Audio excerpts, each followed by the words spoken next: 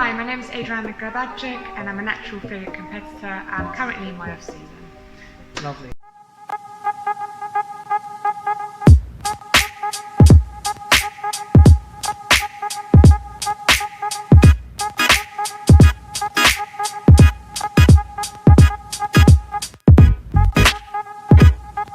As Adrianna already said, she is a figure competitor in predominantly with the BNBF, but she is a natural competitor as far as I'm aware. Yeah. But she wasn't always a figure competitor, so I want her to basically start off letting us know about that. I started off my journey being a bikini competitor. I found that was my best fit for the body shape that I had at the time when I started. Okay. As well as I thought that was the good progression route to start with a lower category and build myself up, because I was really new to bodybuilding at the time. But then soon I just sort of loved it, realised I would like to take it a bit further and then reach my ultimate goal, which is becoming a figure competitor. So that's something that I'm working towards now. Okay, cool. Obviously, the point in this channel is to basically try and ease some of the nerves of either people who want to get into the sport and don't quite know how, don't know quite where their body fits into female, male, it doesn't matter. What made you feel like going into figure, this was the right time to do that? What made you feel? I don't think there's ever the right time. It's about what goals you have in mind. Okay. And you can think, okay, that's my ultimate goal and I want to achieve that in so many years' time, but my body's not fit for it. But there's nothing stopping you with making that your goal and working towards it with the right coach or without, knowing what your strengths and weaknesses are in your body and just starting from there. Because that's what I essentially did. At the time, my body weight was quite low and I was quite a small competitor, but my goal was to get into figure and I needed to really work on my upper body, and I just said, this is the time I'm just going to start doing it. Okay. Because there's never a bad start to sort of, try a beginner's class and then go into, getting your pro card and becoming a pro then. So I think there's never really the perfect time. It's just what goals you have set in mind and starting to work on them really. Okay, cool. You mentioned two things in there that I want to touch on. The first thing, right, you mentioned the coach. We will come back to that. We will come back to that. In terms of the timeline of your decision to change to be fit, what when was that? Because I know, like I just mentioned, you did switch coaches. Did you decide to switch figure after you switched coaches, or was that something you decided and then found a coach that you thought might bring you the best physique for figure? What was the... Yeah, so that was sort of a joint decision between me and my coach. It was a goal that I had in mind a long time ago, and he just brought it out with me. He encouraged me to sort of go for it. I guess it was the decision made as I changed my coach. And it's something he said, you know what, if that's your goal dream, let's work on it, let's do it. And that's your new coach? Yes, it's my new coach. And I thought, actually, yes, I will start now. But that's always been like at the back of my mind as a goal. Okay, cool. So about the coaches now. Again, this is important. I feel it's important, I should say, because especially for me, when I started looking into competing, I knew very little about the federation. I knew very little about natural bodybuilding as a whole. I didn't know what credentials I should be looking for in somebody to be my coach and help me achieve the goals I had. And I'm not gonna lie, I'm somebody who I want to win all the time. So I wanted to hit the ground running and get somebody I knew was proven. But it's very difficult because, as you know, there's so many people online, YouTube, Instagram, whatever, that will display their best selves, but really, they don't know what they're saying they know. I think judging a coach is not necessarily what they look like or what they've achieved, is how many athletes they have helped. So you would look at their results as how many titles they get for people, how many of the athletes get pro cards, not what they look like. Because if they can get themselves looking perfect and win on stage, doesn't mean what's working for them is going to work for their athletes. So they need to make everything personalised towards them. So that's the good characteristics. But at first I didn't know that. So I just went through looking, at a coach's profile and how much recommendations they get and how well they seem to be doing on their social media, not just themselves but the athletes, and I just sort of made my decision there. So now it's even more like I specifically look at what they can do for people and how many of their athletes succeed, and that makes a good coach. And also other aspects too, like the way they coach people, the methods they have, because every coach will have different methods, and it's just finding the right fit for yourself. Yeah. As you said, and this is something, obviously, the main difference being I'm male, you're female. But secondly, as we discussed before we started recording, you are fairly active away from just bodybuilding. You jog. Yeah. Yeah, you're somebody who enjoys doing those things as well as, maybe not as frequently as this, but you like to do it. I'm the complete opposite. If I didn't do this, I'm doing nothing. That's just how I am. So when you talk about obviously coaches being different and having different styles of doing things, I think that's incredibly important for you guys to know, because it doesn't mean one coach is bad and one coach is good. No. It just means their method is not optimal for what you were trying to achieve. Not the right fit for you. It isn't. Somebody might be great at getting you absolutely lean. Someone else might be great at helping you put on size while maintaining decent condition, but never peeled inside out. Yeah, I agree. Depending on what you're trying to do, you may like now you're trying to grow into being a figure competitor. Yeah. So having somebody that balances that great condition with growing size is a lot more beneficial than somebody who's great at getting you peeled inside out. Yeah. If you are somebody, like you said, you are very heavily muscled for bikini, you need somebody that may be able to get you shredded and shrink you down with a good quality look for bikini. So I just want to be clear, Adrianna's been clear enough, I just want to be clear, when you're picking a coach, it's not so much of, there are bad coaches. There are bad coaches. Yeah, there are some bad coaches. There are bad coaches, but it's not always the case. Sometimes they just don't have the experience in what it is you're trying to accomplish. As Adrianna said, just because they have personal achievements doesn't mean they know what they're doing. Your ideology has got to match the coach's ideology. If they're two different worlds and he thinks this way is right and you strongly disagree, he's not the right coach for you. You need to find someone that you can agree on your goals together. Yeah, I think that's important. I think that's very important when not just picking a coach but staying with a coach. Because a coach, a lot of the time, I'm not going to judge all, because the coach that I have, me and Adrianna share the same coach, by just coincidence. But the coach that we have, he is very much, it's cut and dry. What he says is what he says, and what he says he's going to do. Sometimes you get people who say what they need to say to get you through the door, then once you're in, they do something completely different. It's a sales pitch, like with everything. Everyone wants to sell themselves to you, and the expectations sometimes are not met. I'm not saying that it's the case with everyone, but that sometimes happens, and it's time to obviously find a coach that's fit for you. Well, the next thing I want to bring up, which I think is incredibly important when talking about female competition within bodybuilding and all the rest of it, I think how do I put this? Like, the view of losing your femininity as you're training hard, as you're fitting into whatever category it is you're trying to get into. This is something that women, even if they're not trying to compete, women don't like picking up a weight. They just don't typically like it because they believe that they're going to get heavily muscled to a point where they don't like what they see in the mirror. And the reason, as you guys would have seen, hopefully if you haven't, check out the training videos we did before this one, the shoulder session we did together. But as you will see, Adrianna trained to a point where I was struggling with the workout. And as you can see, she's incredibly feminine.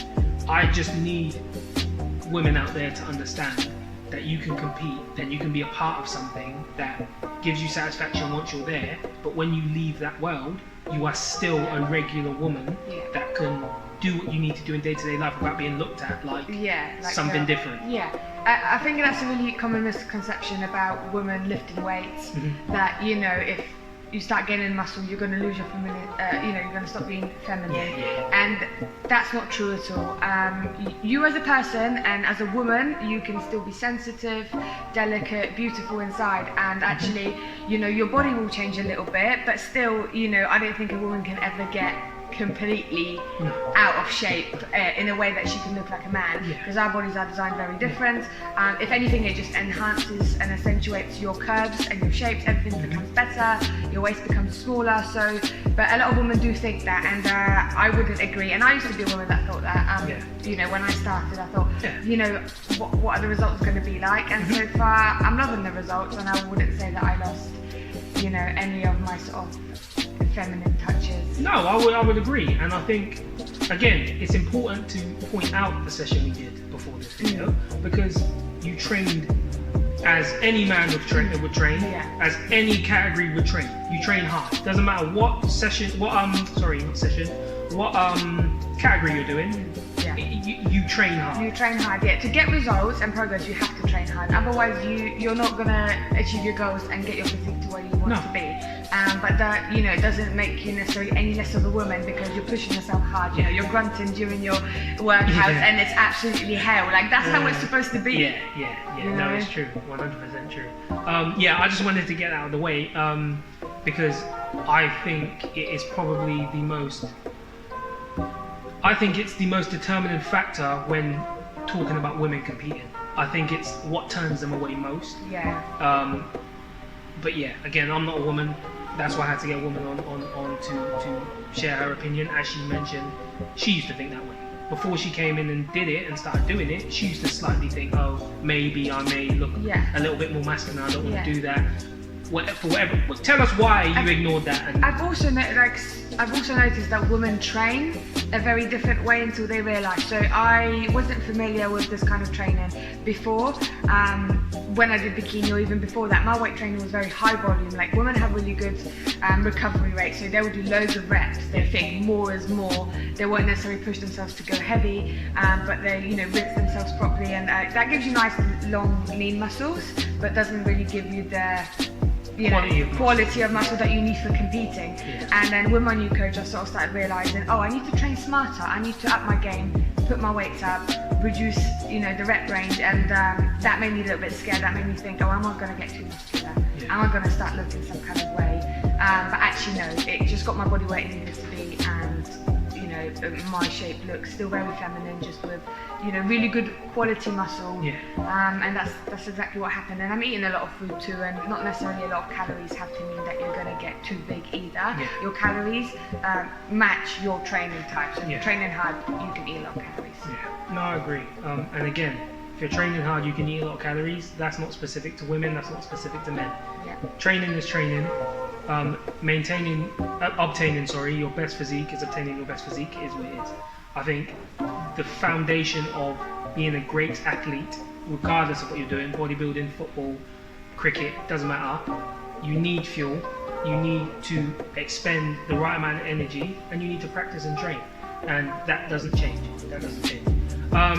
Right, moving on. In terms of your future goals with competing, because you have not yet actually competed as a figure competitor. No. So how are you feeling about that? I was actually due to do it this year, but the shows are still very uncertain. That is not the reason why I didn't compete, but it was a factor that I took into my decision. I had a really good job opportunity in my career, and I had to put that first. I had to put life first. Competing is really important to me, but I felt like when I'm doing something, I want to give it 100%, so I don't want to sort of go into prep and not doing 100%, so I had to stop halfway through and put the shows until next year. But this is sort of my transition of growing from a bikini competitor to a figure, and I'm actually glad I have the time to mentally and physically grow as well, ready for the next year. But the training's changed massively. I mean, I really had to up my game, train harder, train smarter, to hit those goals, to step on the stage. Eat more food. Yeah, definitely eat more food. I'm eating more food than I ever have in my life at the moment, but it is supporting my training. So. I think that's important to mention. Yes, she eats a lot of food, and I know she eats a lot of food because we share the same coach. But we train like animals, and when you want to be the top, and if you check our coach's resume, who I've had on the show, if you check our coach's resume, you will see that he breeds champions. Like, that's what he does. He has champions, and that doesn't matter if you're female, male, if you are lightweight, middleweight, heavyweight, novice, doesn't matter. Masters, doesn't matter. The foundation is the same. Eat properly, specific to your metabolism and the way your body works.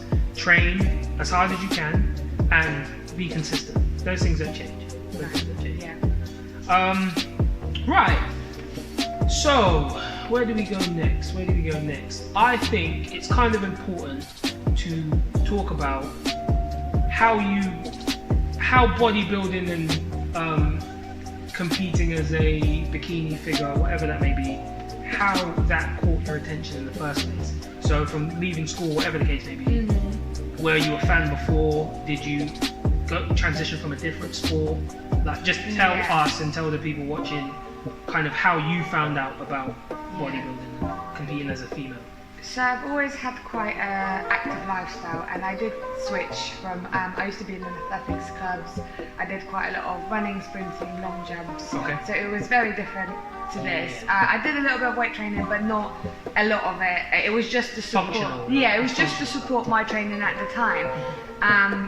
But I just remembering one day sort of looking at some videos of competitors and thought, I'd like to be on stage. I'd really like to sort of, you know, show off my hard work and have the stage aspect as well, because I think there's so much more that comes to bodybuilding, not just, you know, what we do to get there, but show day itself and everything that involves. So I like the idea of that.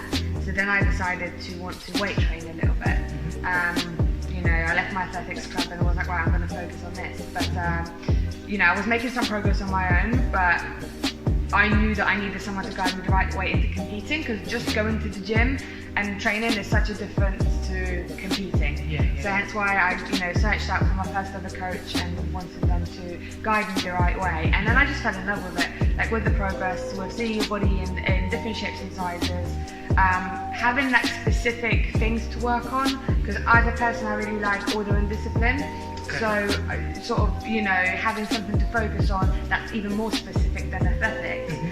You know, things to work on and time frames and prep and food and measuring everything is what really fitted my lifestyle. And I really liked it. And some people hate it. Some people don't like to be so calculated and measure out all their food. And it's like, you can still succeed very much, but it was just something that came to my life easily, and like it fitted in, and it didn't seem that much of an effort to compete.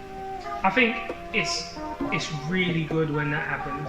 When you find something, it doesn't matter what it is, and it just fits, and you're like, this was meant for me. Like, that's what it felt like. I think it really helps. And as you mentioned, sometimes it doesn't fit that well in terms of the structure of things, of it all, because bodybuilding is a lifestyle. If you want to be successful in it, it's every day. It's not just training and eating, it's like you need to think about how much you sleep, how much expenditure you have. If you go out on the weekends, what life choices you make affect your training and your progress. And the kind of life I lived already fitted that lifestyle. So when that came in, it was like smooth. I think the younger generation may struggle with that. I do feel like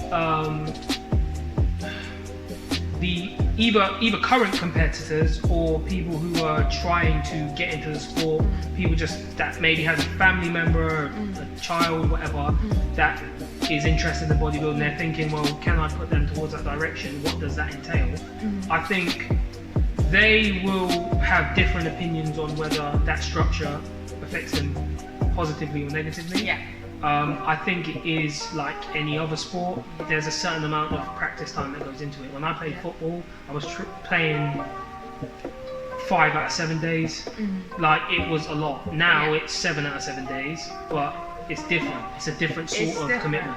It's I feel like bodybuilding, it's a very individual, goal-orientated sport. So you choose when you train and it fits your life. Whereas if you're like sort of committing to something like football, athletics, I had the same thing. I had to attend certain sessions, and there were, you know, at that time, and I felt like it was more than what my life is like now. Although it's like a lifestyle in itself, I can choose when I do that, and it sort of fits in very well.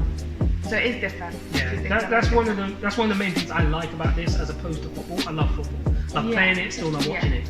But I hated playing for a team where I was one of the better players among and depending on all the other ones, but depending on you're depending so heavily on everyone else, and you could have a great game and win because of somebody, which is always a good feeling.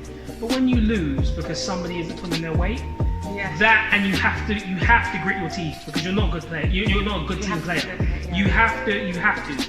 But I kind of, again, I left football without choice, but I'm glad I came across something like this because it fits my personality more. I am accountable. If I stand on stage and I'm not in condition, I'm accountable.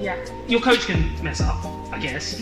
But if you've done everything, you know what I mean, or you know you've cheated on the prep, or it's all down to you. You're on that stage thinking about that 1 gram of rise that you've had, and it's like all down to you. And it's a very lone sport, like I said, but that's good. Because you can take control of everything.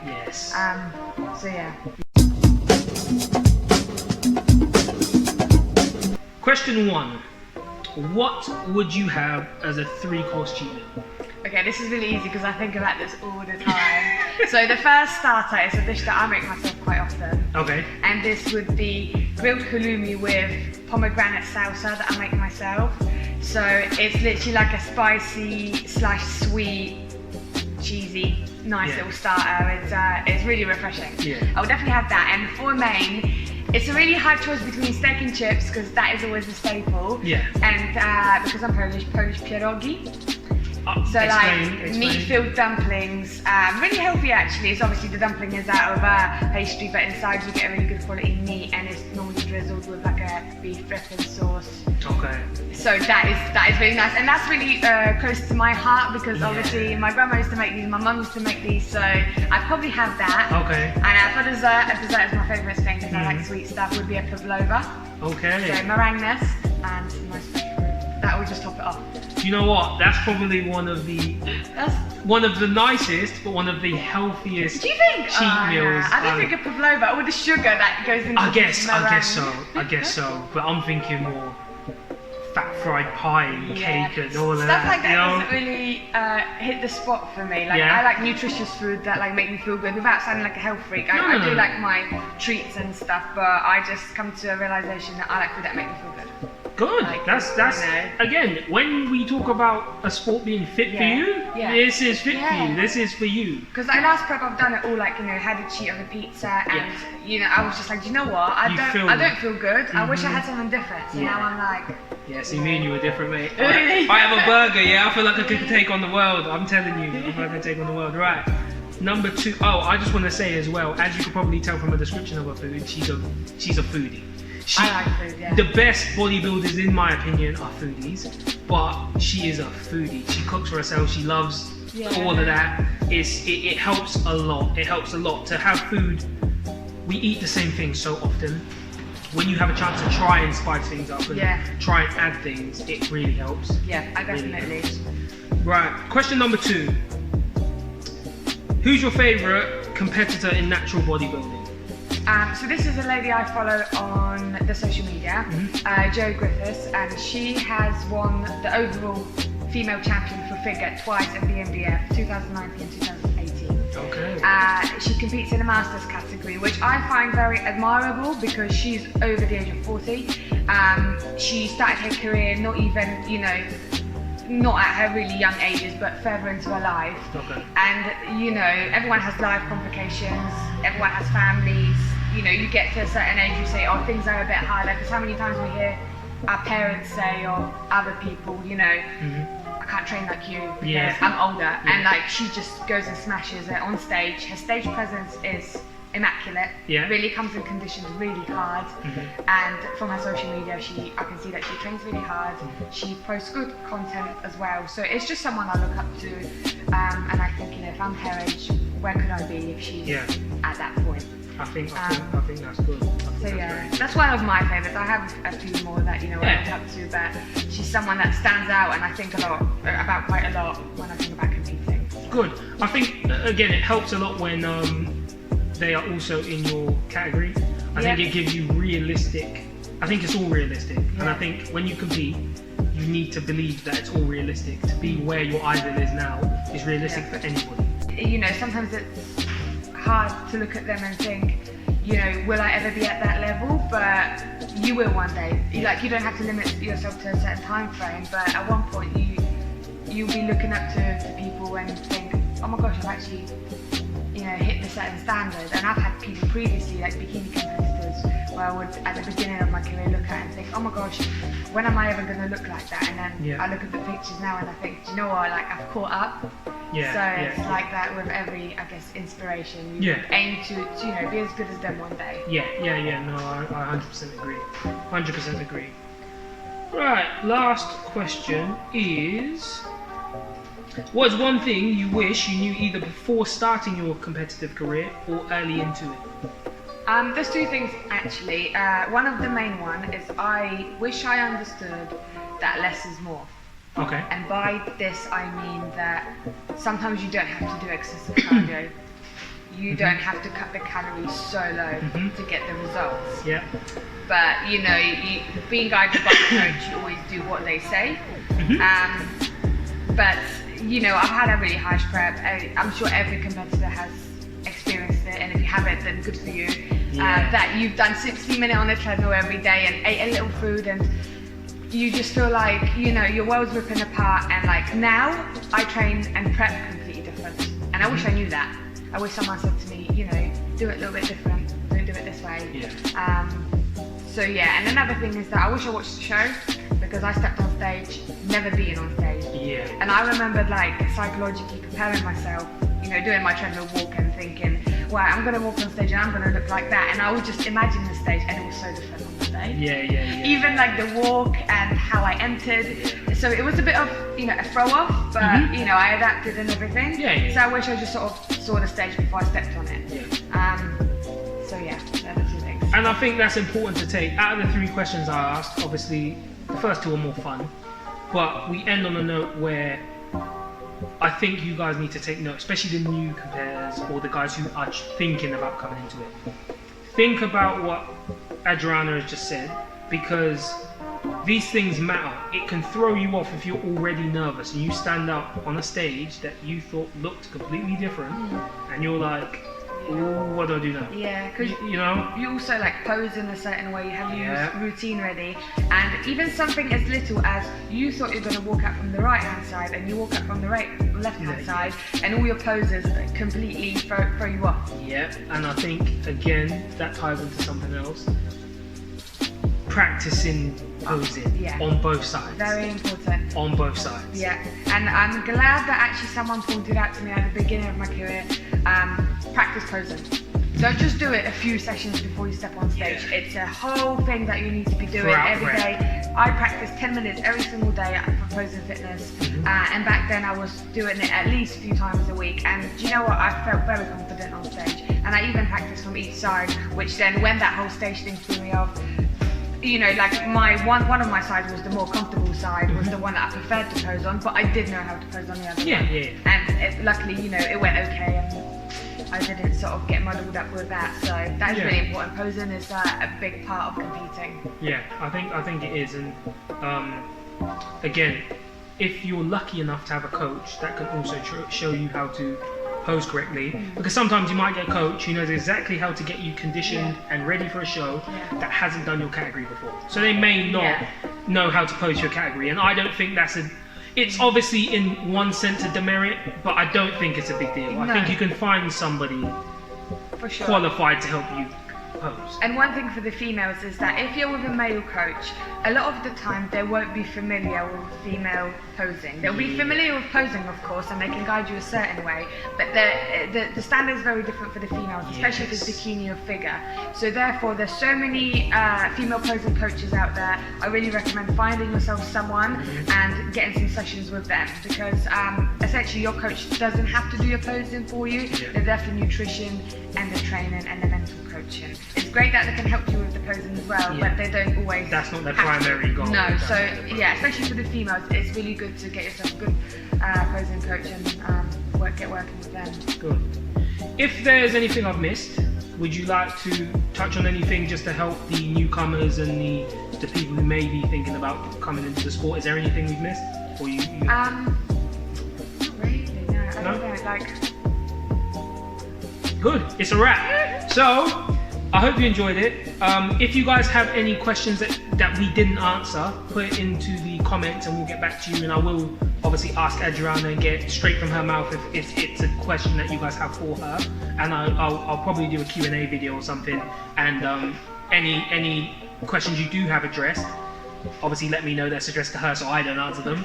But yeah, I hope you guys enjoyed it. There will be more videos coming out like this with different competitors and new guys, veterans, all sorts. So stay tuned, and I hope it helped.